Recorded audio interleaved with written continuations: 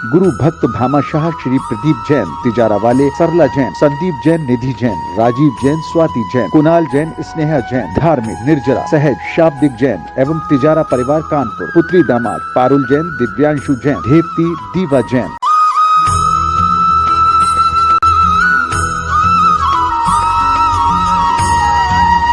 जय श्री ओम नमः सिद्धेभ्यः। जय श्री ओम नमः सिद्धेभ्यः। सर्वमंगलमांगल्यं सर्वकल्याणकारकं प्रधानं सर्वधर्माणां जैनं जयतु शासनम्। पंच परमेष्टि भगवान की, आचार्य श्री गुरुवर कुंद कुंद महाराज की, आचार्य श्री गुरुवर विद्यासागर महाराज की। कोई भी कार्य कोई व्यक्ति कर रहा है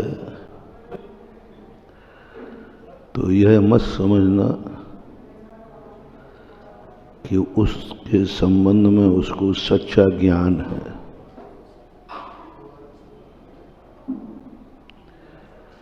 नाइन्टी 99% लोग जो कुछ भी करते हैं उसके संबंध में कुछ भी नहीं जानते। 1% लोग जानते हैं, वही करते हैं, और जो करते हैं उस संबंध में वो जानते हैं। 99 कार्य भी ऐसे हैं जिनको आप लोग करते हो लेकिन उस संबंध में आप कुछ भी नहीं जानते। आपको मात्र अच्छा लगना चाहिए, बस इससे ज़्यादा आप कुछ नहीं जानते। आपको कौन सी चीज़ नहीं करना, कितनी फायदेमंद क्यों ना हो, यदि आपकी रुचिकर नहीं है तो वह कार्य आप करने को तैयार नहीं होते, क्योंकि आपकी रुचि नहीं है। कार्य हितकर है लेकिन रुचिकर नहीं। कितने कार्य हैं जिनको तुम जानते हो कि ये हितकर है, फिर भी तुम करने को तैयार नहीं हो क्योंकि तुम्हें रुचिकर नहीं है। बस यही निशानी है अज्ञानी की, यही निशानी है मिथ्या दृष्टि की, यही निशानी है अपने सबके अनंत संसार की कहानी। हम मात्र वह करना चाहते हैं जो हमें रुचिकर हो, तो बालक भी तो यही करना चाहता है, पशु भी तो वही खाना चाहता है जो रुचिकर है। रुचिकर के कारण पशु ये कहाँ ज्ञान रख पाता है कि हमें अहितकर है। 40-40 किलो प्लास्टिक पशु के पेट में निकलना क्या बता रहा है कि खाते समय उसको इतना तो ज्ञान था कि इसमें खाने का माल है, लेकिन ये अहितकारी है, ये ज्ञान उसको नहीं था, वो प्लास्टिक खा गई है। मां रुचिकर थी क्योंकि उसमें ऐसा स्वाद था, उसमें ऐसा स्वाद डला हुआ था कि वो स्वाद में इतना अंधा हो गया वो पशु, खा गया, अहितकारी। क्या यह पशु की ही कहानी है? नहीं, आप लोगों की भी कहानी। कितनी चीजें आप लोग अपने जीवन में लाते हैं जो मात्र रुचिकर हैं, अहितकर, पूर्णतः अहितकर है, लेकिन रुचि की चीज तुम्हारी बहुत है। शराबी से पूछो कि शराब अहितकर है कि हितकर है, तो क्या बताएगा? अहितकर है, वो जानता है, लेकिन पीता है। बोले क्यों? रुचिकर है। गुटखा खाने वाला मूर्ख नहीं है, लिखा है पाउच पे स्वास्थ्य के लिए, लेकिन रुचिकर है, बस खाना है, रुचि अच्छा लगता है। मैं कहते भैया क्यों खा रहे? क्या बना? सब आपसे पहले पढ़ लिया, आपके बाद तो बाद में है।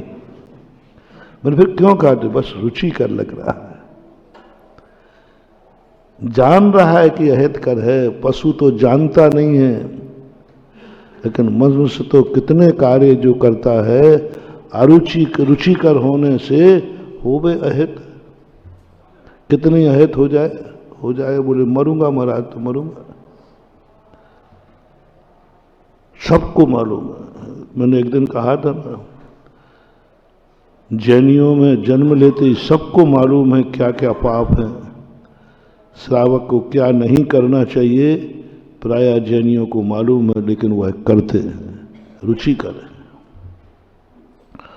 और कितना ही हितकर क्यों ना हो, यदि उनकी रुचिकर नहीं है तो वे करने वाले नहीं हैं। मैं यही पूछता हूं, मुनि बनना हितकर है कि अहितकर? अच्छा, जितने लोग बैठे बताओ, सही बताओ। नहीं, अहितकर हो तो फिर मैं विचार करूं कि मैंने गलती कर ली। अंदर आत्मा से बोलो, अरुचि हितकर है कि नहीं? आपको आदि का बनना अच्छा है कि बुरा है? जब हितकर तुम्हें ज्ञान हो रहा, मैं पूछ लिया, नहीं ज्ञान होता तो कहते भाई ठीक है महाराज जी, हमने तो पहली बार शब्द सुना, ये मुनि क्या बला होती है। सब जान रहे हो, हितकर है, परम हितकर है, फिर बनते क्यों नहीं हो? रुचिकर नहीं है, क्योंकि इसकी चर्या जो है वो रुचिकर नहीं है, नीरस है, रस नहीं है इसमें, पंचेंद्रियों का रस नहीं है इसमें। पांचों इंद्रियों के जो रस होते हैं वो इसमें मुनि पने में रस नहीं है। और बिना रस के तुम्हें रुचिकर लगता नहीं है। हाँ महाराज हितकर है, आपने प्राप्त किया, बहुत अच्छे, आपको नमोस्तु। 100 बार क्या पूरी जिंदगी भर प्रशंसा कर लोगे, लेकिन रुचिकर न होने से ग्रहण नहीं करोगे। सबको मालूम है कि मंदिर आना हितकर है कि अहितकर, अभिषेक पूजन हितकर है कि अहितकर। जो नहीं आते उनसे भी पूछ लेना कि भाई गलत बात हो तो बंद करो। नहीं, बात तो अच्छी है, रुचिकर नहीं है, रुचता नहीं है। पूजा रुचि सब जानते हैं, रात्रि में भोजन करना ठीक नहीं है, जानते हैं, फिर भी त्याग करना रुचिकर नहीं है, खाना रुचिकर है। इच्छा होती है, इच्छा के अनुसार मोटिवेशन, जब आपकी आत्मा इच्छाओं के अनुसार चलने लग जाए, समझ लेना तुम्हारा डाउनफॉल चालू हो गया। और जब इच्छाएं तुम्हारे अनुसार होने लग जाएं, समझ लेना उत्थान चालू हो गया है। तुम्हारे अनुसार इच्छा हो, मैं जो चाहूंगा वो इच्छा होगी, मैं जो खाऊंगा वो खाऊंगा। मेरी इच्छा, मैं जो खाना चाहूंगा उसे वही मन को रुचिकर लगना होगा। मैं जो देखना चाहूंगा वही आंख देखेगी। जो मैं सोचना चाहता हूं वही मन सोचेगा। मन जो सोचेगा वही मैं मान लूंगा, नहीं, मन को अलग कर दो। मन में जो भाव आएंगे, मन बालक है, इंद्रियां बालक हैं, नाबालक हैं, मूर्ख हैं, कुछ ज्ञान नहीं है इनको। आत्मा चैतन्य स्वरूपी है। ज्ञान घन स्वरूपी है, ज्ञाता है, दृष्टा है।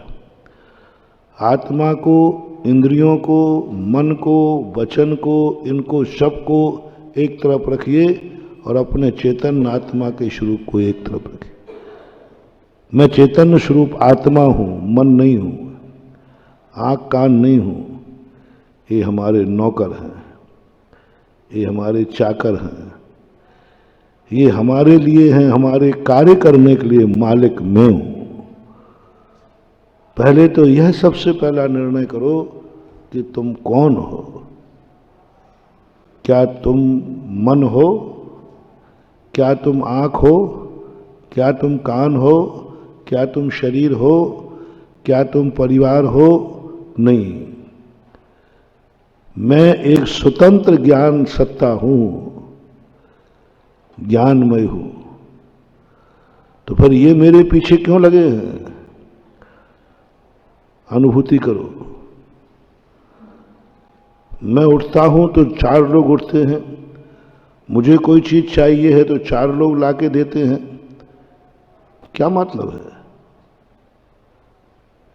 मैं चलता हूं तो 4 लोग आगे हो जाते, मुझे खाने पीने चाहिए सब लोग ला देते हैं, सब लोग हाथ जोड़ते हैं, सब कुछ करते हैं। क्या मामला है? तुरंत अनुभव करो, अरे मैं तो सेठ हूं, मैं तो राष्ट्रपति हूं। राष्ट्रपति को यह कहना पड़ता है कि मेरे साथ कौन कौन बॉडीगार्ड चलेगा? उसको तो प्रोग्राम बनाना है बस, मैं वहां बस। फिर सारे प्रोटोकॉल, रास्ते के थाने, रास्ते के एसपी सब, शायद तुम्हारे जैसा फोन करता होगा राष्ट्रपति, तो कानपुर वाले एसपी साहब मैं आ रहा हूं, हैं? उसने किसी को कुछ नहीं किया, बस उसने तो एक ही बात की, मुझे कानपुर, बस। इससे आगे कुछ नहीं करता। सब प्रोटोकॉल अपने आप सब तैयार हो जाता, सब कुछ नहीं करना, सब पूरा उठने का, बैठने का, खाने का, सब लिहाजा अपने आप हो जाता है। जब वो आकर देखे मेरे आगे पुलिस चल रही, ये चल रहा है, खाना पीना सब, ये तो मैंने कहा ही नहीं था, ये अपने आप कैसे हो गया? ये अपने आप कैसे होगा बिना कहे? तो उसको उस समय अनुभव में आना चाहिए। आता है, मैं साधारण मनुष्य नहीं हूं, मैं राष्ट्रपति हूं। साधारण मनुष्य वो है जो कहने पर भी नहीं होता। साधारण मनुष्य कौन है? जो कहने पर भी नहीं होता। वो कहे कि साहब मुझे प्रोटोकॉल चाहिए, नहीं मिलेगा, मुझे खाना चाहिए, नहीं मिलेगा, जो चाहिए वो नहीं मिलेगा, क्योंकि साधारण आदमी। मध्यम आदमी वो है जो कहने पर मिल जाएगा। कहना पड़ेगा, साहब मैं कानपुर जा रहा हूं, वहां कमरे की व्यवस्था कर देना है, कमरे की व्यवस्था कर देना, मैं आ रहा हूं। और थोड़ा सा आजकल खतरा चल रहा है, 2-3 पुलिस वाले भी लगा लेना, bouncer bouncer bouncer bouncer bouncer. ऐसा ही राष्ट्रपति को कहना पड़ेगा, अरे मैं कानपुर आ रहा हूं, कमरे की व्यवस्था कर देना, कि हो जाएगी, हो जाएगी। मध्यम पुरुष कहना पड़ता है, तब व्यवस्था होती है। और उत्कृष्ट पुरुष वो है जिसको कहना नहीं पड़ता, अपने आप व्यवस्था होती है। तो पहले तो आप बताओ, तुम साधारण आत्मा हो या मध्यम आत्मा हो या उत्कृष्ट आत्मा हो? अब वो फीलिंग आप करो। कहने पर भी नहीं हो रहा है, कहने पर भी नहीं हो रहा, कुछ नहीं। विकलेंद्री, पशु पक्षी, एक इंद्री पेड़ पौधे कर्म फल चेतना में जीते हैं। कुछ नहीं होगा उनको, वो तो जो चाहते हैं वो भी नहीं मिलेगा, बच नहीं सकते, उनको बचाने वाला भी कोई नहीं है। दुनिया में ऐसे जीव हैं जो स्वयं भी नहीं बच सकते और उनको कोई बचाने वाला भी नहीं है। उनको कोई काट देवे, मार देवे, कोई FIR लिखी जाने वाली नहीं है। कितने जीव हैं, ये पेड़ पौधे मन चलते वहां डाल तोड़ देते हैं, पत्ते तोड़ देते हैं, लोग काट देते हैं, वो स्वयं नहीं बच पाए। कोई तुम्हें कुल्हाड़ी लेकर आवे तो कम से कम तुम भागोगे तो सही बचने का। लेकिन वो भी अनंत जीव हैं जिन्हें कोई कुल्हाड़ी लेके आता है, वो स्वयं बच नहीं सकते। बचने का कोई उपाय उनके पास नहीं है, भाग भी नहीं सकते। अपन लोग तो कम से कम बचने का प्रयास करेंगे, भाई मत मारो, आग लगा दो, काट डालो, पानी में डुबो दो, कुछ नहीं कर सकते। वो जीना चाहते लेकिन जी नहीं सकते। वो खाना चाहते लेकिन मांगने पर भी खाना नहीं मिलता। पेड़ पौधा चाहता रहता है, सूख जाता है। तो बरसात में हरी हो जाती है, पानी कम होते ही वो मांगता है, पानी लाओ पानी लाओ, पानी नहीं मिलता, सूख जाता है। खाना नहीं मिलता, सूख जाता है, कुछ नहीं मिलता उनको। नार के जीव जो चाहते हैं उनको कुछ नहीं मिलता। ऐसी आत्माएं जो चाहने पर भी उनको नहीं मिलता। खाना चाहते हैं, खाने का एक कण नहीं है। पीना चाहते, पानी की एक बूंद नहीं है। वहां नरकों की ये दशा है, वे मरना भी चाहें तो मर नहीं सकते। दुनिया में एक असंख्यात जीवों का एक भंडार है, नरक। दुनिया में जीव मरना चाहें तो मर सकते हैं, और मरना बहुत बुरा होता है। लेकिन नार के जीव सदा मरना चाहता है। हर व्यक्ति जीना चाहता है। पेड़ पौधे भी जीना चाहते हैं। पेड़ पौधों की थ्योरी है, जगदीश चंद्र बसु ने कलकत्ता के अंदर ये शोध किया कि आप जैसे पेड़ पौधे भी जीना चाहते हैं। हमारे शास्त्रों में वर्णन आया है, त्रियंच आयु पुण्य प्रकृति है। त्रियंच आयु पुण्य प्रकृति है। तो शुरुआत में मैंने सोचा कि पशु कैसे पुण्य हो सकता है। त्रियंच में तो पेड़ पौधे भी आते, कीड़े मकोड़े भी आते। ये नाली का कीड़ा है, ये कैसे पुण्य है? ये पेड़ पौधों का पुण्य कहाँ है? कुत्ते हैं, बिल्ली है, शूकर है, छिपकली है, इनका काय का पुण्य का उदय है? ये कैसे पुण्यकारों का उदय हो ही नहीं सकता। बाद में जब ये जगदीश चंद्र बसु का निर्णय हुआ और उसका पढ़ा और शास्त्रों में लिखा, शास्त्रों में पुण्य और पाप क्या है, एक परिभाषा, कर्म का उदय। पुण्य पाप की क्रिया नहीं। तुम्हारे पुण्य का उदय है कि पाप कर्म का उदय है, इसके लिए संबंध में एक छोटा सा मंत्र देता हूं। जो जो कार्य तुम्हें रुचिकर लगे, वह वस्तु तुम्हें मिल जाए, समझ लेना तुम्हारा पुण्य का उदय है। जो वस्तु तुम्हारे हाथ में है, तुम उसे छोड़ना नहीं चाहो, बस पुण्य का उदय है। पुण्य कर, पुण्यात्मा नहीं कह रहा हूं। कोई भी वस्तु तुम्हारे पास है, तुम किसे नहीं छोड़ना चाहते हो। शराब नहीं छोड़ना चाहते हो, पुण्य कर्म का उदय है। गुटखा नहीं छोड़ना चाहते, पुण्य कर्म का उदय है। जो जो चीज तुम नहीं छोड़ना चाहो, वे सब तुम्हें पुण्य कर्म के उदय से मिलती है। पाप कर्म के उदय में आई हुई वस्तु को कोई अपने पास रखना नहीं चाहता, उसे छोड़ना चाहता है। ये लक्षण बना लो। जो चीज हम छोड़ना चाहते हैं, वो सब पाप कर्म का उदय है। उस समय छूट जाए, और जो हम छोड़ना नहीं चाहते हैं पुण्य कर्म का होता है, और छूट जाए तो पाप कर्म का होता है, असाता कर्म का होता है। तुम धन छोड़ना नहीं चाहते, पुण्य कर्म का होता है, और कोई छीन लेवे तो पाप कर्म का होता है। बच्चे को मिट्टी आई हाथ में, पुण्य कर्म का होता है, छीन लिया तो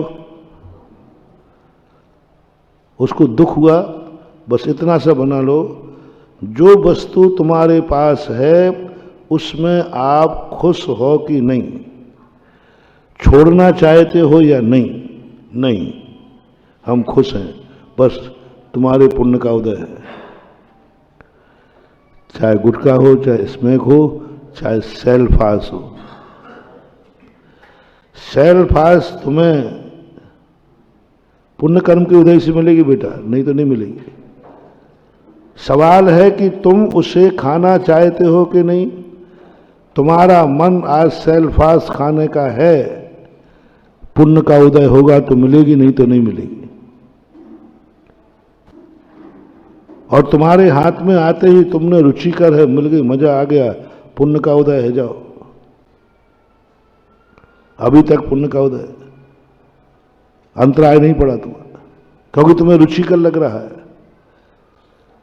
और वो छूट जाए और न मिले, वो पाप कर्म का उदय है। तुम छोड़ना नहीं चाहते थे, वो छूट गया, किसी ने छीन लिया, वो पाप कर्म का उदय है, वो बुरी वस्तु है। और बुरी वस्तु कौन है? जिसे तुम छोड़ना चाहते हो, वो बुरी वस्तु है। छोड़ना चाहते हो, नहीं छूट रही है, तो समझ लेना तुम्हारे बहुत बड़े पाप कर्म का उदय है। वो कोई भी वस्तु हो सकती है। तुम शराब छोड़ना चाहते हो, छूट नहीं रही है, बहुत दुखी हो तुम, वही शराब तुम्हारे पाप कर्म का पाप कर्म का उदय आएगा तुम्हारा। क्योंकि छोड़ना चाहते हो लेकिन छूट नहीं रही, तुम्हें बहुत दुख है, समझ लेना पाप कर्म का उदय आया। और तुम्हारे पास है शराब, तुम छोड़ना नहीं चाहते हो, तो पुण्य कर्म का उदय है। अब देखो, एक ही बोतल में पुण्य कर्म बना रहा हूं। तुम छोड़ना नहीं चाहते हो शराब, और मिल रही है, पुण्य कर्म का उदय है तुम्हारा। तुम छोड़ना चाहते हो लेकिन किसी कारण नहीं छोड़ पा रहे हो, चार लोग जबरदस्ती पिला रहे हैं, तो तुम्हारे पाप कर्म का उदय है। पीना पड़ रही है, मन मार के दुखी हो अंदर से, हे भगवान कब छूटे, और फिर भी पी रहे हो, तो पाप कर्म के उदय से पी रहे हो। इसका अर्थ है शराब और पुण्य पाप नहीं है, तुम्हें शराब पीते समय कैसा लग रहा है, इतना बता दो। रुचिकर लग रही है तो पुण्य कर्म का उदय है, और अरुचिकर लग रही है तो पाप कर्म का उदय है। पुण्य पाप की इतनी सी व्याख्या है, अच्छे बुरे की इतनी सी व्याख्या है, आपकी दृष्टि से, आपकी दृष्टि। पेड़ पौधे जीना चाहते हैं या मरना चाहते हैं? जगदीश चंद्र बसु ने सिद्ध किया, जीना चाहता है। लगभग 10 साल का शोध था जगदीश चंद्र बसु ने पेड़ों पर, 10 वर्ष तक शोध किया। जब माली कुल्हाड़ी लेकर जाता है कटिंग करने के लिए, तो पेड़ कांप जाते हैं। अभी प्रवेश किया ही है उसने। कितने फीट दूर से पेड़ पहचान जाता है कि ये मुझे काटने आया है या सींचने आया है। उन्होंने नाप दिया था, करीबन 15-20 ऐसे फीट का उन्होंने दिया था। हमारे धर्म के अनुसार थोड़ा ज़्यादा है, हमारे धर्म में भी है। पेड़ पौधे कितने किलोमीटर दूर से जान जाते हैं कितने किलोमीटर दूर से वो भोजन ग्रहण कर लेते, किलोमीटरों का दिया है। एक पेड़ के हाथ से पता लगा देगा 1 किलोमीटर दूर कोई मुझे काटने आ रहा है, उसको यहां आभास हो जाएगा। अपन कोई आभास नहीं होता, अपन कोई आभास नहीं होता, उनको आभास हो जाता है। जैसे अपन को आभास हो जाता है, कई बार पेड़ पौधों को भी आभास होता है। 1 किलोमीटर दूर काटने का मन बनाया, फलाना पेड़ काटना है, जैसे उन्होंने कुल्हाड़ी उठाई, बस यहाँ पेड़ का स्पंदन चालू हो जाएगा, उसके अशुभ लक्षण चालू हो जाएंगे और उसको एहसास हो जाएगा। और जैसे ही वही माली सींचने गया तो उसके अंदर ऐसा एहसास हुआ जैसे तुम्हें भूख लगी थी तो कोई भोजन लेने आ रहा हो, अच्छा लगता है। उनके अंदर नर्तन, खुशी होती है, पेड़ झूमता है, माली मुझे भोजन देने आ रहा है, पानी देने आ रहा है। इसलिए पेड़ पौधे भी बद्दुआ और दुआ दोनों देते हैं। जैन दर्शन ने क्यों कहा पेड़ पौधों को एक इंद्रिय तुच्छ जीवों को बचाओ? इनके बचने और नहीं बचने से क्या फर्क पड़ता है? क्या फर्क पड़ता, क्या काम के हैं? महावीर स्वामी कहते बेकाम के नहीं हैं, उनकी बद्दुआ तुम्हारा नाश कर देगी। उनको एहसास होता है कोई मुझे मारेगा, कोई मुझे मार रहा है। इसलिए गांव और देहातों में देखना, उसको लोग मिथ्यात की कोटि में लेते हैं। लोक व्यवहार में लोगों ने मिथ्यात बना लिया। आज भी वनों में रहने वाले आदिवासी पेड़ काटने के पहले उसको पूछते हैं। पेड़ों की पूजा वहीं से चली है। पूछते, हाथ जोड़ के नमस्कार करते, क्षमा मांगते। और ये स्थितियां जब बनती हैं, लेकिन नारकी ऐसे है 3 लोक में कोई भी मरना नहीं चाहता। बस एक नारकी ऐसा है जो हर नारकी मरना चाहता है, लेकिन उसको मौत नहीं आती। अपन लोग बचना चाहते हैं, पग पग पर मौत है।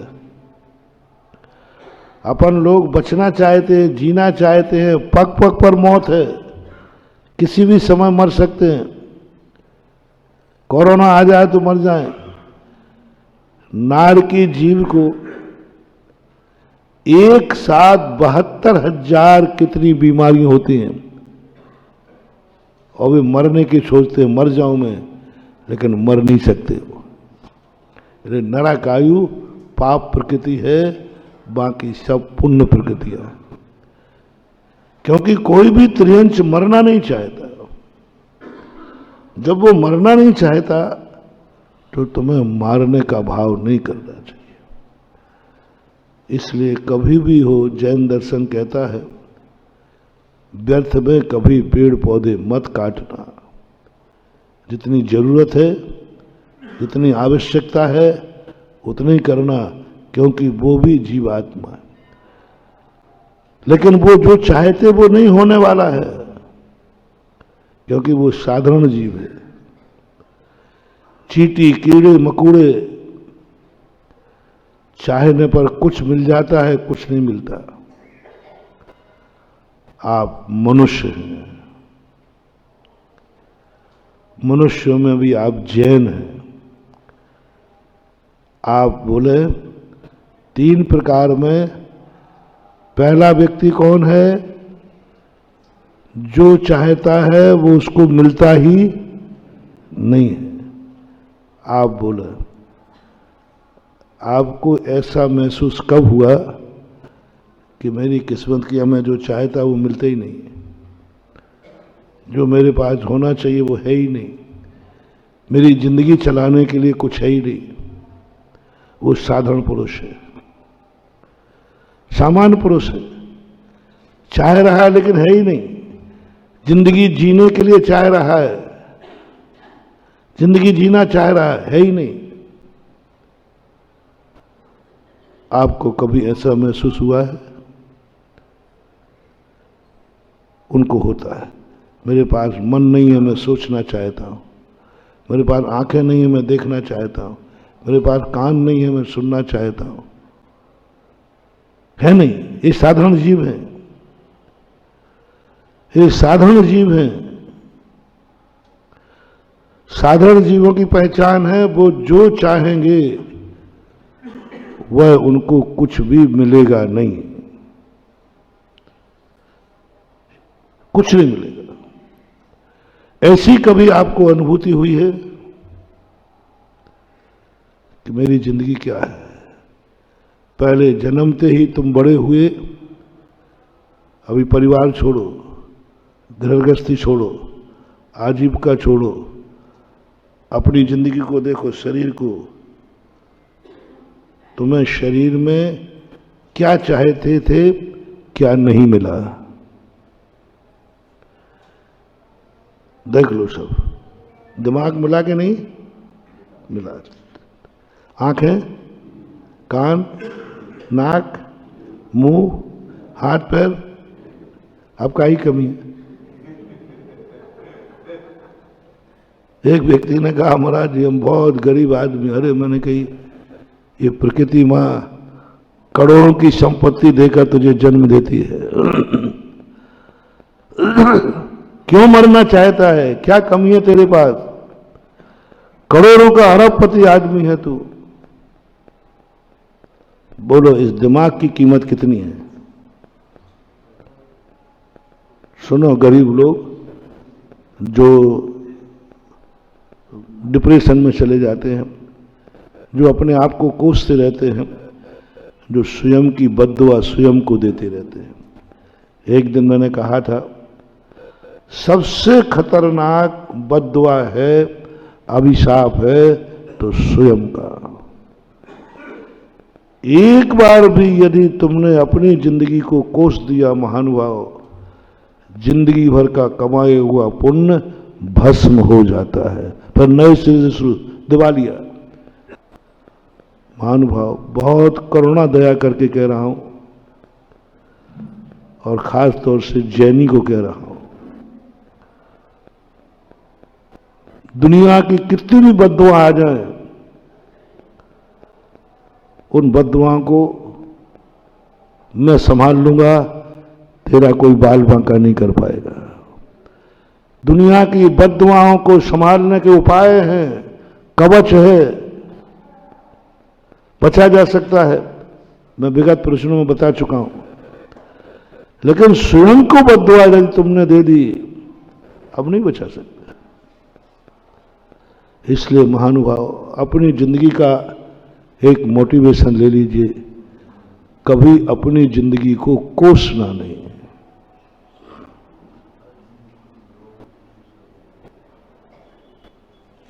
कभी नहीं कोसना। कितने भी दुख आ जाए, कितने कुछ आ जाए, जिंदगी को कोसना नहीं,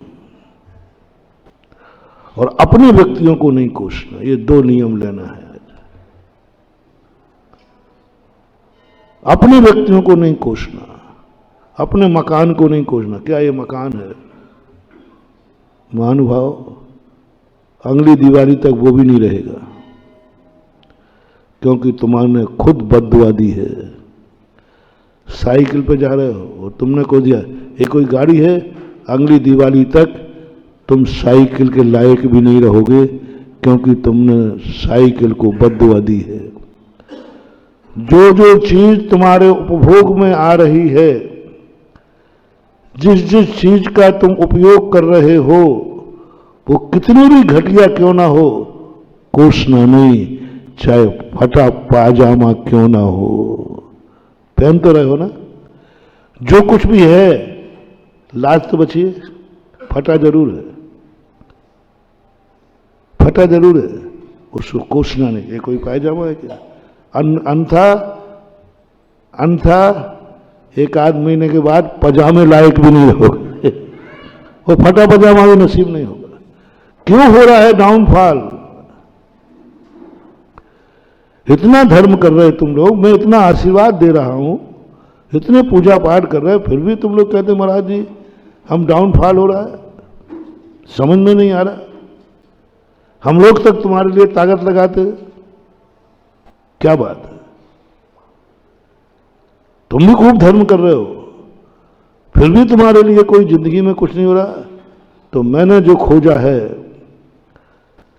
जब डॉक्टर दवाई दे दे के थक जाए ना, और मरीज कहे साहब दवाई से ठीक तो छोड़ो, हमारी बीमारी तो और बढ़ रही, तो डॉक्टर कहते बैठ भाई थोड़ा बैठ, कहानी सुना कैसी कैसी बीमारी है, तेरी चर्या क्या है। तो ऐसे एक व्यक्ति को मैंने कहा भाई तेरे लिए मैंने गंदोदक लगा दिया, शांति धारा कर दी, इतना तूने धर्म पुण्य दान का, फिर भी तेरा काम नहीं हो रहा। फिर मैंने पूछा बोल जो कुछ तू है उसमें संतुष्ट है कि नहीं, आगे का बात बताओ। फिर मैंने कहा जो भी तुझे है, परीक्षा में सुधे 10 नंबर मिले, फेल हो गया,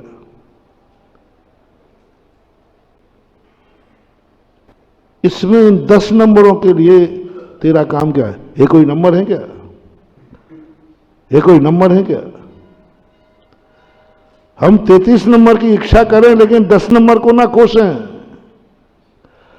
आगे की इच्छा करने की मनाही नहीं कर रहा हूं, लेकिन जो है उसको कोसना है तो सही, 0 की अपेक्षा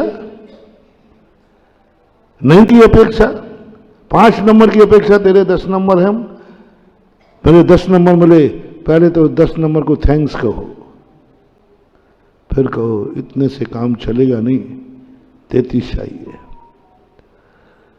जो तुम्हारे पास है उसको थैंक्स कहो। मैं उदाहरण देता हूं सदा, दीपावली का दिन है, बाजरे की सूखी रोटी है, दिवाली का दिन है, सब लोग मिठाइयां खा रहे हैं, तेरे हाथ में बाजरे की सूखी रोटी है और दीपावली का दिन है, और सब लोगों के घर में मिठाइयां बट रही हैं और तुम्हारे सामने ही खा रहे हैं सब। अब आप पूछो महाराज जी हमारा भविष्य क्या है, मेरी जिंदगी क्या है? मैं केवल ज्ञानी नहीं हूं, मैं सर्वज्ञ नहीं हूं, मैं झूठा निमित्त ज्ञानी भी नहीं हूं, मुझे कुछ भी पता नहीं है तुम्हारा भविष्य क्या है। लेकिन मैं जो बताऊंगा उससे सत्य तेरा कोई भविष्य हो नहीं सकता। मैं कुछ जानता नहीं हूं, बस इतना सा पूछा, उदाहरण से सब लोग समझ जाना। दिन कौन सा है? हाथ में सूखी रोटी है और सब लोग क्या खा रहे हैं? मिठाइयां खा रहे, तेरी कुछ भी नहीं। अब उस समय मैं पूछता हूं, मुझे भी दया आई, कैसा लग रहा है? ये रोटी को बोल कैसा लग रहा है, तेरी नहीं पूछा, रोटी कैसी लग रही है? ये कोई भोजन है महाराज क्या? बस मैं कह दूंगा अगली दिवाली तक ये रोटी भी नसीब नहीं होगी तुझे। ये मेरी भविष्यवाणी है। मैं सर्वज्ञ नहीं हूं, लेकिन मेरा कहा हुआ झूठा भी नहीं निकलेगा, ये भी पक्का है। अगली दिवाली पर तेरे हाथ में रोटी नहीं मिलेगी, पक्का है, नोट कर लो। और आपको भी प्रैक्टिकल करना हो तो कर लेना। जो चीज है आपको उसको कोस दिया, ये कोई रोटी है क्या? ये कोई भोजन है क्या? छी! उस रोटी से तुम जितनी जितनी घृणा करोगे उतने उतने तुम भूखे मरने की कगार पर जाओगे। छी! फेंक दी, फेंक दी। ये कोई भोजन है क्या? ये कोई भोजन है क्या? ये भोजन, उसको देख देख करके कोस रहे हो। रोटी का उदाहरण दे रहा हूं, सब में लगा लेना। जो जो चीज तुम्हारी जिंदगी में है उसको तुम, चाहे तुम्हारा मोबाइल क्यों ना हो, ये कोई मोबाइल है क्या? ये कोई मोबाइल है क्या? है? ये कपड़े हैं क्या? ये परिवार है क्या? ये कोई माँ बाप है क्या? ये कोई पत्नी है क्या? ये कोई पति है क्या? ये कोई दुकान है क्या? ये कोई धंधा है क्या? किसी भी चीज को XYZ उसको कोसते ही निश्चित है। अब लो, मैं भविष्यवाणी कर रहा हूं अच्छे की, आप प्रैक्टिकल करना। मेरी बात मैं सदा कहता हूं, मेरी बात मैं मनवाता कभी नहीं, मेरे नेचर में है। मैं कभी किसी को अपनी बात जबरदस्ती नहीं मनवाता। कोई अपना मुंह लगा हो वो बात अलग है। हाँ, कोई अपना मुंह लगा भक्त आ जाए तो जरूर कहता हूं नहीं तुझे ये करना है, तू रात में नहीं खाएगा, गुटखा नहीं खाएगा, टेक टू ऑर्डर, क्योंकि उस पर मेरा अधिकार। सबसे नहीं कहता, पर सबसे मेरा कहना है मेरी बात बिल्कुल मत मानना, बिल्कुल मत मानना, नियम लेके आना। मैं महाराज की एक बात नहीं मानूंगा, ये नियम लेके आना, प्रवचन में आना, नियम मैं महाराज जो कहेंगे एक भी नहीं मानूंगा, ये नियम लेके आना। बस मेरी एक ही बात है, मेरी बात सुनना जरूर, सुनना जरूर, मानना मेरी बात नहीं, आप खुद की मानना। और जो मैं कहूं उसको प्रैक्टिकल किया करो। मेरा भी नेचर है, मैं शास्त्रों में जितना पढ़ता हूं ना, मेरी भी खोपड़ी थोड़ी सी अलग ढंग की है। मैं मानता नहीं, मेरी मानना होता ही नहीं, मैं प्रैक्टिकल करता हूं। जो लिखा है इसमें कोई दम है कि नहीं? अरे महाराजों ने लिखा है दमी होगी, नहीं नहीं, तो गुरु महाराज कहेंगे मैंने गलत, नहीं नहीं महाराज आप तो सही लिखा, सही लिखा। अब उनको गलत कह के कोई अपने मरना है क्या? लेकिन प्रैक्टिकल करो। जिस चीज को हम प्रैक्टिकल कर सकते हैं उसे आंख बंद करके मानने की क्या जरूरत है? हां, जिसको हम सिद्ध नहीं कर सकते उसके लिए मान लूंगा, लेकिन जिसको हम प्रैक्टिकल कर सकते हैं उसको करने में क्या बाधा है? इससे सम्यक दर्शन में कोई दोष नहीं आएगा। प्रैक्टिकल कर रहा हूं, कर सकता हूं, मेरी बात पर प्रैक्टिकल करना थोड़ा। जो तुम्हारे पास है इसको बद्दुआ देना। अगली दिवाली पर तुम सूखे बैठे होगे, बोले क्या बात है? मैं आऊंगा फिर तुम पूछूंगा दिवाली पर, बाजरे की रोटी? गुरुदेव इस साल तो वो भी नहीं, इस साल तो वो भी नहीं। मैंने कहा पिछली साल आपने उस रोटी को क्या कहा था? बोले कोसा था। मैंने कहा अभिशाप है। अब लो वरदान दे रहा हूं। ओहो, प्रभु को वरदान देना, मुझे भी देना, धर्म को भी देना। हे भगवान, आपकी लिस्ट में मेरा नाम? संसार में ऐसे कितने लोग हैं जो दिवाली के दिन एक बाजरे की रोटी नहीं, कम से कम मेरे हाथ में रोटी है तो सही, तेरा थैंक्स। बोलो ऐसे कोई हो सकते हैं कि नहीं जिनको दिवाली के लिए खाने का भी है? मैंने बता दिया, नार की है, पेड़ पौधे बहुत सारे। भगवान कम से कम मेरे पास रोटी के लायक सही, तेरे दरबार में मेरी एंट्री तो है, तेरे दरबार में मेरी एंट्री है। यानी तू मेरा नाम जानता है, कहीं बाजरे की दी, लेकिन दी तो सही, तेरे दरबार में मेरी एंट्री है। बस आओ आनंद से नाच जा। क्या सबूत है तेरा एंट्री है? बोले एंट्री नहीं होती तो ये रोटी कहां से आई? धर्म में मैंने कोई धर्म किया है। ओह, बन जाओ बादशाह। मैंने पूर्व भाव में कोई धर्म किया है, तभी ये बाजरे की रोटी नहीं आई है, अन्यथा आ ही नहीं सकती थी। और रोटी को देखकर कहो कितने बदनसीब हैं लोग जिनके पास आज बाजरे की रोटी नहीं। मैं कितना किस्मत वाला हूं कि मेरे पास रोटी है। इस रोटी को कह दो थैंक्स, थैंक्स कह दे एक बार। कौन सी रोटी को? थैंक्स, बस थैंक्स बोलना है। रैकी दो, थैंक्स बोलना है और थैंक्स बोलकर खाओ। ओह, कम से कम खाने को मिला तो सही, थैंक्स, रोटी को थैंक्स, किस्मत को थैंक्स, कम से कम किस्मत में एक तो, भगवान को थैंक्स, मुझे और दे दे, मैं तेरा गुरु हूं, बोल देना गुरु महाराज थैंक्स।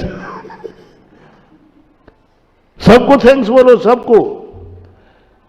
कम से कम नहीं होने की अपेक्षा मेरे पास सुखी है, वायदा करता हूं, करके देख लेना। अगली दिवाली पर तुम्हारे हाथ में चुपड़ी रोटी होगी, उस पर मिठाई होगी। मैं कोई पूजा पाठ की बात नहीं कर रहा हूं, मैं कोई अपने आशीर्वाद की बात नहीं कर रहा हूं, मैं जो तेरे पास है उसको थैंक्स कहो बस, उससे अच्छा है। ये है अपनी जिंदगी का विकासवाद। थैंक्स कहो जो है। पीछे देख, पीछे देख, तू कितने आगे है, आगे मत देखो। जब तुम्हारे मन में हीन भाव आवे ना, सुसाइड करने का भाव आवे ना, तब थोड़ा पीछे लाइन देख। पीछे वालों की अपेक्षा तू कितना अमीर है, पीछे वालों की तरफ देख, तू कितना आगे है। तेरे पीछे अनंतों की लाइन लगी है। आगे देखने से तेरे मन में सुसाइड का भाव आएगा, और पीछे देखने से तुझे जीने का भाव आएगा। उनसे तुम्हें अच्छा हो, उनसे तो अच्छा हो। इसलिए जैनागम ने कहा है, आगे ही देख के मत चलो, कभी कभी मुड़ करके पीछे भी देखा करो, उससे तुम्हें साहस आएगा, उससे साहस आएगा, बहुत बड़ी चीज आएगी। थोड़ा देखो, पीछे देखो, बहुत सारा थैंक्स कहना। अपनी खुद की बद्दुआ मत लो, खुद की बद्दुआ बहुत खतरनाक होती है। और इसको हमारी शास्त्रीय भाषा में क्या बोला है? संतोष।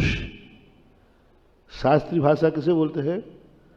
जो है हम इसमें संतुष्ट, जो है बस इसमें संतुष्ट है, जो है जैसा है वैसा हूं, मैं अपने आप में खुश हूं।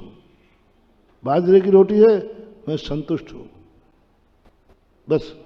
और ये संतोष धन इतना बड़ा है कि एक दिन तुम्हें इतना मिलेगा, इतना मिलेगा कि तुम संभाल भी नहीं पाओगे, गिन भी नहीं पाओगे। बाजरे की रोटी से मैं तुम्हें चक्रवर्ती बना रहा हूं। बस तुमसे एक ही बात चाहता हूं, थैंक्स, धन्यवाद। बाजरे की रोटी खाते समय नाचना है, और मुझे भेजना है। गुरुदेव, आपका अनंत उपकार, कम से कम तेरे आशीर्वाद से मेरे हाथ पे बाजरे की रोटी है। खाली नहीं है प्रभु, खाली नहीं है अभी है। खाली तो नहीं आया सुदामा, नहीं भगवान, अभी है। भली कच्चे चावल थे, बीज बन गए। हमारी सबसे बड़ी गंदी आदत पड़ गई है। निकालो महानुभाव, आज का मोटिवेशन सबसे जबरदस्त मोटिवेशन है। हर व्यक्ति की गंदी आदत पड़ गई, जो है उसको कोसता है, उसमें संतोष नहीं है। बोलो है कि नहीं? कितनी दे दो, ये कोई चीज है क्या? देखो उसके पास, अब लो, खत्म कर दिया। तुम आइटम कभी देखना, बारात में देखना, 50 आइटम बनाना जम के, और वगैरह साहब देखो 50 आइटम बनाए, उनमें एक आदमी कहते क्या खाक बनाए, कल मैं गया था 55 खा के आया हूं। तुम्हारे 50 आइटम का क्या कर दिया उसने? खाका खा गया और थूक का थूक गया, 55 कल खा के आया। ये मन ऐसे ही है महानुभाव, कितने दे दो। ये सब, एक बहुत गरीब आदमी था, बहुत गरीब,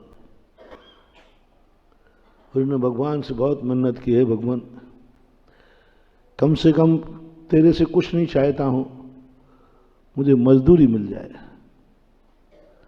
मैं पसीना बहा के खा लूंगा। उसके ऊपर एक देवता को तरस आ गई। देवता ने कहा कोई ज्यादा नहीं मांग रहा है। क्या मांग रहा है? तो किस्मत तो बहुत हीन थी, मजदूरी लायक के भी नहीं था, वो बदकिस्मती था। देवता ने खोज करके जैसे तैसे खोज कर उसकी किस्मत में से एक निकाला कि मजदूरी तो मिलेगी लेकिन 5 किलोमीटर दूर मिलेगी। प्रतिदिन कितना जाना पड़ेगा? 5 किलोमीटर जाना पड़ेगा। 5 बीच में घाटी और है, पर उतनी पुण्य था, वहीं लायक मजदूरी थी, यहां के मजदूरी लायक उसकी किस्मत में नहीं थी। भाई देख, तेरी किस्मत में 5 किलोमीटर दूर बीच में घाटी भी है, वहां पर मजदूरी तुझे मिल जाएगी। होती है कई बार नौकरी, वो कहते हैं कंपनी वाले विदेश में रहना पड़ेगा, अब तुम तो आफत के मारे सब करोगे, जहां भेजो वहां जाओगे। ले लिए। देवता ने सोचा कि भाई इसको मजदूरी नहीं मिल रही थी, कम से कम मैंने मजदूरी दे दी तो ये मेरे से थैंक्स तो कहेगा। कुछ दिन बाद गए, बोले भाई भैया ठीक चल रहा है, मजदूरी मिल गई? बोले साहब मिल गई। तो अब तो ठीक है ना? बोले क्या खाक ठीक है? बोले क्या खाक ठीक है? बोले 5 किलोमीटर जाओ, 5 किलोमीटर आओ, थक के वैसे ही चूर हो जा दूंगा, क्या खाक मजदूरी करूं? कम से कम नहीं मिलती थी तो कम से कम जाने आने की थकान तो नहीं होती थी। अरे तो तू क्या चाहता है? आप ही सोचो, 5 किलोमीटर जाऊंगा, फिर मजदूरी करूंगा, फिर 5 किलोमीटर आऊंगा, तो क्या? अरे एक साइकिल हो तो बात बन जाए। देवता ने कहा बेचारा बात सही कह रहा है। देवता ने तथास्तु कहता साइकिल बन जाए। अब वो साइकिल से जाने लगा और कुछ दिन बाद आया, बोला बेटा ठीक ठाक है कि नहीं? सुन रहे हो रे कानपुर वालों?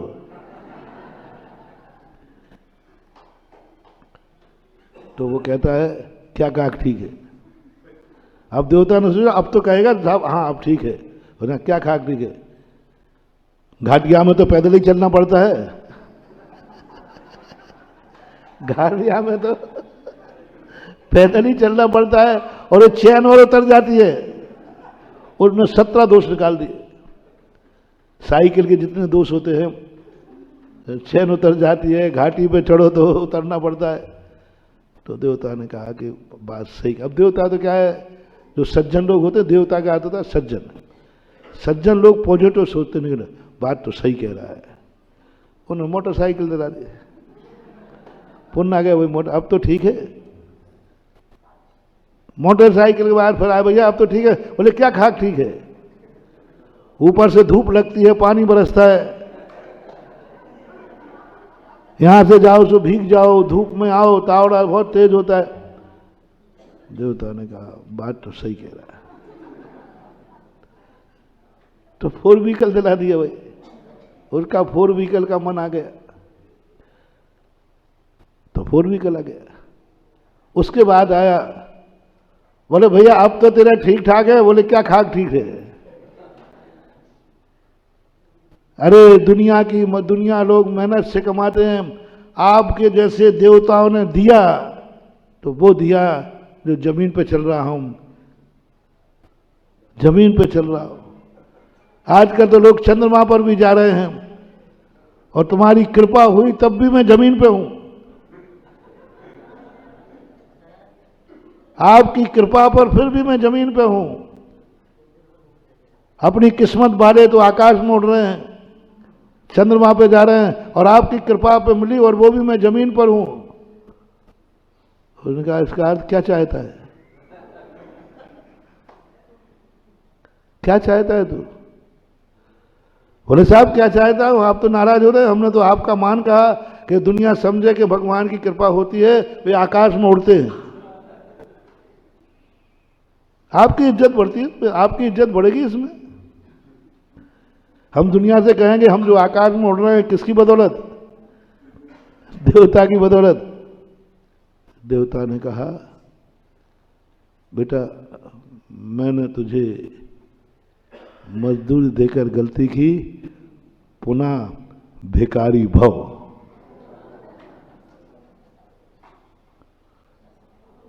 ये तो एक कहानी थी, एक जोक था। कहानी भली जोक रूप हो, लेकिन उसका भाव कभी जोक अपने साथ यही हो रहा है, सबके साथ यही हो रहा है।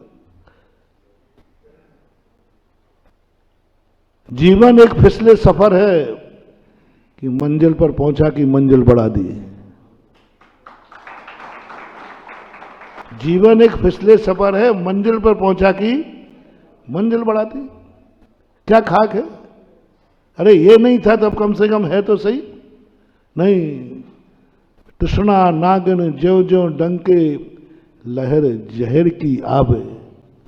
अंत नहीं करने को तैयार है हम, वेलकम कहने को तैयार नहीं है हम, ये कहने को तैयार नहीं बहुत थैंक, जो मिला है मैं उसमें खुश हूं। यदि महानुभाव ये सूत्र अपनी जिंदगी में आ गया तो हम कब बादशाह बन जाएंगे?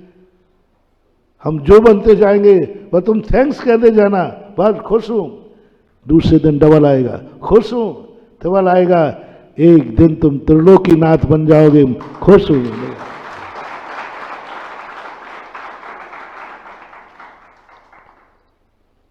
मैं खुश हूं। मैं अपने मुनि पद को, पक्का है मुझे भगवान नहीं बनना, इस भाव में बन ही नहीं पाऊंगा। तो काय का मुनि बन गया?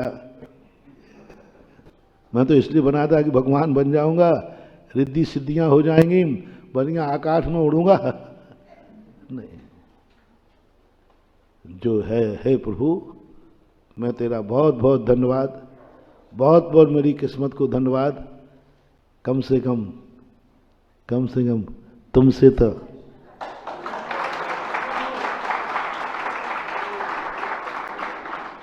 जब मुझे कभी मन कहता है, देखो इतने साल हो गए तुम्हें ना तो केवल ज्ञान हुआ ना सिद्धियां हुई, तो मैं तुरंत पीछे मुड़ के देखता हूं। पीछे मुड़ के देखते 56 सीना 56 इंच का हो जाता है। इनसे तो कितने आगे हूं ये बताओ भाई।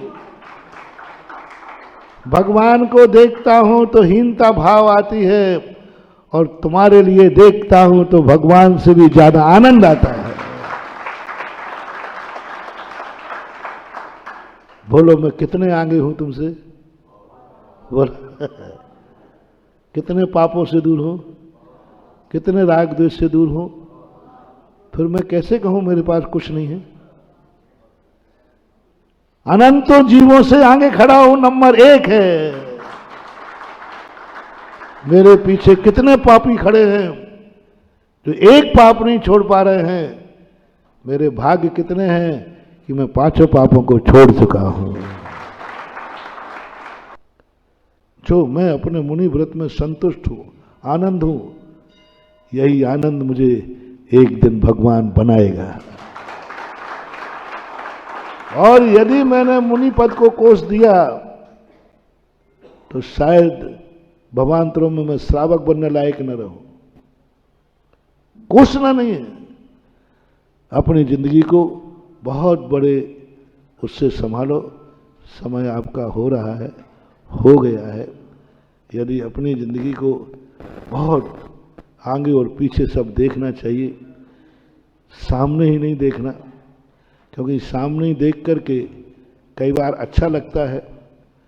बस आगे चलने वाले को वो देखे जिसको उसके पैर छूने का भाव आवे। आगे वाले को कभी मत देखना जिसको देखकर तुम्हें हीन भाव आवे और जलन भाव आवे। यदि तुमसे आगे कोई निकल रहा है, तुम्हें जलन भाव आती है, उसको देखना बंद करो। आगे चलने वाले को देख करके आपको ईर्ष्या जागती है, देखना बंद करो। आगे वाले को देखकर अपने मन में हीन भाव आता है, हीन भाव आता है, आगे वाले को देखना बंद करो, क्योंकि हमारे मन में हीन भाव आता है। और भगवान भी क्यों ना हो, भगवान को देख करके हीन भाव आवे, ये मुनि बने तो भगवान बन गया, मैं नहीं बन पाया, कहाँ का है? मंदिर जाना बंद करो। मंदिर वो व्यक्ति जा सकता है आगे चलने वाले को नमस्कार करने का भाव आ जाए, जाओ। भगवान को देखकर जलन भाव नहीं, भगवान को देखकर हीन भाव नहीं, भगवान को देखकर ये भाव आवे, मैं भली भगवान नहीं हूं, लेकिन जिसको मैं देख रहा हूं भगवान मेरे सामने है, ये मेरा अभाग्य है। कल ही कहा था, अंत में एक बात कह करके, कल ही शायद कहा था कि कोई तुमसे कहे कि तुम बहुत दुखी आदमी, बहुत जन्म जन्म के पापी हो, जन्म जन्म के पापी हो। बोले साहब हूं, क्या बोलना हो? तुम्हारे पास कोई पुण्य है कि नहीं, भाग्य है कि नहीं? बोले है। क्या है? ओहो, मैं पापहीन हूं, मैं दुर्भागा हूं।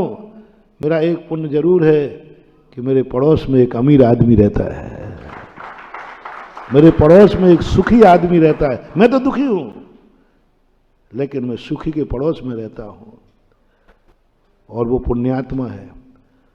उसने कल पुण्य किया था, इसलिए आज वो सुखी है। बस यही मेरा पुण्य है कि मैं तो दुखी हूं, लेकिन मेरा पड़ोसी सुखी है। बस मंदिर में यही जाना। तो मंदिर क्यों आया? पापी कहेगा जी, सब तरफ का मेरे पास कुछ भी नहीं है, लेकिन एक पुण्य है भगवान। बोले क्या पुण्य तेरा? बोले तू मेरे सामने है, मेरे पास कुछ भी नहीं है, लेकिन तू मेरे सामने है। और सारे सुखों की अपेक्षा सबसे बड़ा सुख है कि तू मेरे सामने है। अभाग्य मेरो उदय आयो, तरस प्रभु जी का लग लगा। पर भगवान क्या कहते हो आप? मेरा पुण्यहीन हो? आपके सर्वज्ञ ज्ञान को थोड़ा सा ठीक करो। यदि मैं पुण्यहीन होता तो बोलो भगवान, क्या तुम पुण्यहीनों को दर्शन देते? बोले नहीं देते। और आप मुझे दे रहे हो कि नहीं? बोले दे रहा हूं। तो मैं भाग्यवान हूं भगवान, भाग्यवान। बस हो गया, हो गई पूजा, हो गई भक्ति, मिल गया वरदान, दुर्भाग्य खत्म हो गया। दुर्भाग्य खत्म इतने में हो गया कि तू भगवान को देख के कहता है मैं, बस सुदामा ने यही तो कहा था। दुर्भागी था वो, खाने को भी नहीं था, बस कृष्ण को देखकर कहा मैं कितना भाग्यशाली हूं कि मेरा कृष्ण, मेरा कन्हैया आज द्वारकाधीश है। ये मेरा पुण्य है, द्वारकाधीश का नहीं। सुदामा ने ये नहीं कहा कि कृष्ण कितना कितना आगे पहुंच गया, कहता मेरा पुण्य है, मेरे कितने पुण्य हैं कि आज मेरा मित्र द्वारकाधीश है। उसी को देख के नाच गया। मेरा मित्र द्वारकाधीश है, मेरे मित्र के पास इतना है, ये मेरा भाग्य है। मैं ऐसे व्यक्ति का पुण्य है, मैं ऐसे व्यक्ति का मित्र हूं जो द्वारकाधीश है। अब अपन आ जाओ, सुदामा हो, अपन भी सब सुदामा है। और कहो मंदिर में आते ही मैं कुछ नहीं जानता, मेरा ऐसा पुण्य है, ऐसा पुण्य है कि मेरा भगवान जिनेन देव है। बस भगवान के गुणों को, भगवान का वैभव देख करके अपना दुख भूल जाओ, इसका नाम है भक्ति। कृष्ण का सुख देख करके सुदामा अपना दुख भूल गया, इसी का नाम है भक्त बनना। इसलिए सुदामा के पैर कृष्ण ने धो दिए। अपना दुख भूल जाओ, भगवान को देख के ही, भगवान का सुख देखकर अपना दुख भूल जाओ। काय का दुख है, काय का पापी हूं, भगवान सामने खड़ा है, और इतने आनंद में झूम जाओ।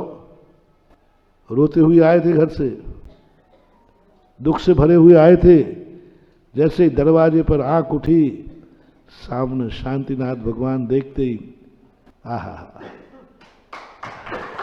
आनंद ही आनंद। बच्चा होता ना, बच्चा रोता, पाखंडर होता है वो, झूठे ही रोता है वो तो, फिर भी उसके आंसू भी आ जाते कई बार, खूब रोता, आंसू टपक रहे हैं। और सबसे करेंट दो व्यक्ति रोते हैं, एक तो बच्चा, ये रोने में बहुत नंबर एक के दोनों, सेकंड नहीं लगता। इसलिए जब कोई मर जाए तो बैठने कोई आता है तो रोने का ठेका किनका है? क्योंकि तुम इतने जल्दी रो ही नहीं सकते, तुम्हें रोने में टाइम लगेगा। ये तो ऐसे रोते हैं जैसे बच्चे को बाहर बैठा देते हैं और अंदर काम और बेटा कह देना कोई आवे, और जैसे आया वो तो पता नहीं होगा। और छोकरा है वो बहुत जल्दी रोता है, 1 सेकंड लगता है। लेकिन ये दोनों खुश भी जल्दी होते हैं, ध्यान रखना। बच्चे को जैसे ही तुम चॉकलेट दे दो हाथ में, वो आंसू भी नहीं पहुंचेगा। आंसू बह रहे, गालों पे आंसू हैं अभी, और चेहरे पर, और आनंद आना शुरू हो जाए। आ जाओ, बस महानुभाव, भगवान के सामने हमें दुख बहुत है, इतने दुख है कि रोना आ रहा है। लेकिन जैसे ही भगवान की मुद्रा दिखे, गालों पर आंसू टपकने दो, चेहरे पर मुस्कान आ जाए, अभाग्य मेरा उदय आए, धन्य हो गया, आनंद की लहर जोड़ जाए, बस आंसू उसी समय ऐसे बंद होंगे कि जन्म जन्म तक भी आंसू नहीं आएंगे। इसलिए अपनी व्याख्या धर्म और कर्म, इन दोनों को एडजस्ट कैसे करें? इन दोनों को विरोधी बना लिया है तुमने। धर्म और कर्म को आप लोगों ने विरोधी समझ लिया, और मेरा मानना है धर्म और कर्म दोनों सगे भाई हैं। दोनों मिलकर के चलेंगे, अपनी जिंदगी सुखमय होगी। गृहस्थी को खास तौर से वो अपन ने इतने दिन में समझा। कल आप लोग पहले तो ये बताओ, आप लोग को कुछ अहमियत पता है कि तुम बड़े, हम वो पूछ रहा था, अब लाइफ से क्या लेना, अपन अपनी बात करते हैं। साधारण आदमी हो या मध्यम आदमी हो या उत्कृष्ट आदमी हो, साधारण आदमी वो है जिसको मांगने पर भी कुछ नहीं, मैं उसी का उदाहरण दे रहा था। मध्यम वो है जो मांगने पर मिल जाता है, और उत्कृष्ट वो है जिसको बिना मांगे मिलता है। आप अपनी अनुभूति बताना, 3 में से तुम कौन हो? तुम्हारी जिंदगी वो तो नहीं है साधारण, हमें तो महाराज कुछ नहीं है, मांगने पर भी नहीं मिल रहा है, ऐसी अनुभूति तुम्हें हो रही हो तो कृपया करके कल से पंच कल्याणक में मत आना, क्योंकि ये भिकमंगों और भिकारियों का पंच कल्याणक नहीं है, कर्महीनों का पंच कल्याणक नहीं है। 2 लोगों को आने की अनुमति है जो ये कहें कि महाराज इतनी किस्मत गई बीती नहीं है, मांगने पर तो मिल जाती है रोटी थोड़ी मेहनत करता हूं तो कमा लेता हूं। और सर्वश्रेष्ठ वो हैं जो कहते हैं भगवान क्या बात करते हो, जो कुछ मिला है बिना मांगे मिला है और आगे भी मिलता रहेगा। जो दिया है ये कम मांगा था, जो है वो कम मांगा था मैंने। मेरे अभाग्य हैं कि मैं कानपुर में हूं, मेरे अभाग्य हैं कि मेरे कानपुर में महाराज आए हैं, और मेरे अभाग्य हैं कि मेरे कानपुर में पंच कल्याणक हो रहा है। ये सब छप्पड़ फाड़ के मिला है हमारी जिंदगी में। और बस उस देरी पर प्रवेश करते ही कितना भी दुखी आवे, बस कल से ये अनुभूति करना, कितना भी तुमने आज तक दुख उठाए हो, ये पंच कल्याणक का अतिशय चमत्कार, इसका फल तुम्हें क्या मिलेगा, बस इतना तुम्हें सोचना है कि कौन कहता है मैं दुखी हूं। पंचकर्णा के पंडाल में प्रवेश करते कहता, यदि मैं पापी होता, पुण्यहीन होता, तो मेरे सामने पंचकल्याणक हो रहा ये नहीं होता। यानी मेरा इतना पुण्य है, पंचकर्णक हो रहा है, मेरे सामने हो रहा है। दूसरी बात, तुम्हारी जिंदगी में कभी तुम्हें सबसे ज्यादा डर किससे लगता है? मरने से। कोरोना में बहुत सारे लोग मरे कि नहीं? मरे कि नहीं? तुम लोग क्यों नहीं मरे? अरे पूछने की बात, कोई बात है नहीं। उस समय हमने घोषणा सुनी थी कि बहुत सारे लोग मर गए, और यह भी था कि कोई कभी भी मर सकता है। तो मेरे से पूछ लेना, क्या बात हुई, डरो मत। महाराज आप क्यों नहीं मरे बताओ। हाँ, क्यों महाराज नहीं मरे के कोरोना में? महाराज मरे, कोरोना में महाराज भी मरे हैं। अब तुम पूछो महाराज आप क्यों नहीं मरे? जैसे मैंने तुमसे पूछा, कानपुर में बहुत सारे श्रावक मरे, आप लोग क्यों नहीं मरे बता दो। बस ये कारण बस करना है, बस ये अनुभूति करना कल से, मैं कैसे मर जाता, कोरोना मुझे क्या कैसे मार लेता। मेरी जिंदगी में तो सीता मऊ का, सीसा मऊ का पंचकल्याणक देखना लिखा था, कैसे मर जाता, कैसे मर जाता है युवराज की मजाल की मेरी किस्मत को बदल दे। मेरी किस्मत में सीसा मऊ का पंचकल्याणक लिखा था रकील में, उस किस्मत को कोरोना तो क्या, कोरोना का बाप नहीं मिटा सकता। इसलिए मैं नहीं मरा हूं, बस ये अनुभूति करना है 5 दिन। और मैं क्या करूंगा? मैं सूर्य मन देते समय मैं कैसे मर जाता, मैं कैसे मर जाता। उधर सीसा मऊ की 24वीं में सूर्य मन देना लिखा के लाया था। जरूर कोई पूर्व भाव का बैर भाव तो है कानून से हमारा। 100 उपाय करने पर टालो, लेकिन वो टलते ही नहीं। बीच में टाला, मन में टाला, अभी भी टालना चाह रहा हूं, लेकिन वो टल ही नहीं रहा। इतनी बड़ी समस्या है कि मैं 100 बार बिहार करना चाहता हूं, अभी तक तुम रोक लेते मुझे क्या? बोलो कानपुर में क्या मैं आता, क्या कानपुर में मैं रुकता? जो परिस्थिति अभी बनी हुई है, कौन रोके हुए है? क्योंकि मेरी किस्मत की रकील में सीसा मऊ का सूर्य मंत्र देना लिखा है।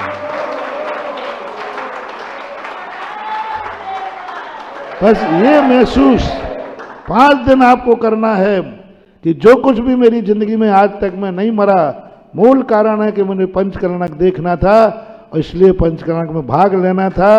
पंचकल्याणक मुझे इंद्र बनना था, पंचकल्याणक की पूजा में बैठना था, मुझे जन्म कल्याणक का अभिषेक करना था, XYZ, उसमें बस इतना सा जोड़ देना। इसलिए मैं नहीं मरा हूं, बस कल से तुम्हें ये अनुभूति करना है। अस्पताल भी जा सकते थे कि नहीं? कोई सडनली एक दिन में अस्पताल जा सकता है कि नहीं? जो 5 दिन तक अस्पताल नहीं जाए, उनको एक ही कहना, मालूम है अस्पताल क्यों नहीं गया? क्योंकि मेरी किस्मत में जितने अनर्थ होते हैं, वे सब अनर्थ कभी भी हो सकते हैं, और सबका श्रेय पंचकल्याणक को देना है बस। और इस पंचकल्याणक को देकर के अपने आप को भाग्यशाली मानना है। कैसे ऐसा हो जाता? पंचकल्याणक में। लेकिन ध्यान रखना,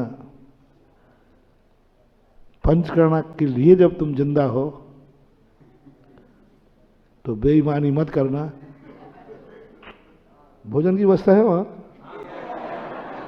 कानपुर वालों की भी है कि बाहर वालों की? सबकी। पूछ लिया।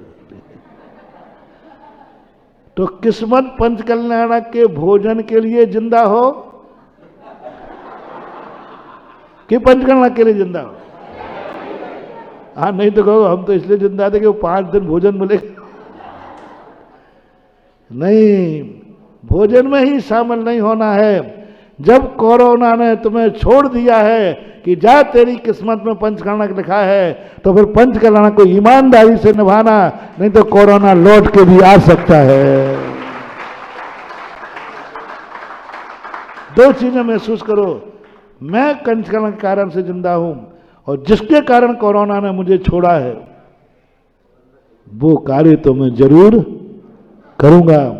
इसलिए सीधे भोजनालय नहीं जाके पहले पंडाल में जाना, पंडाल का कार्यक्रम देखना, उसके बाद भोजनालय जाना। तुम लोग बहुत बड़ी गलतियां करते हो।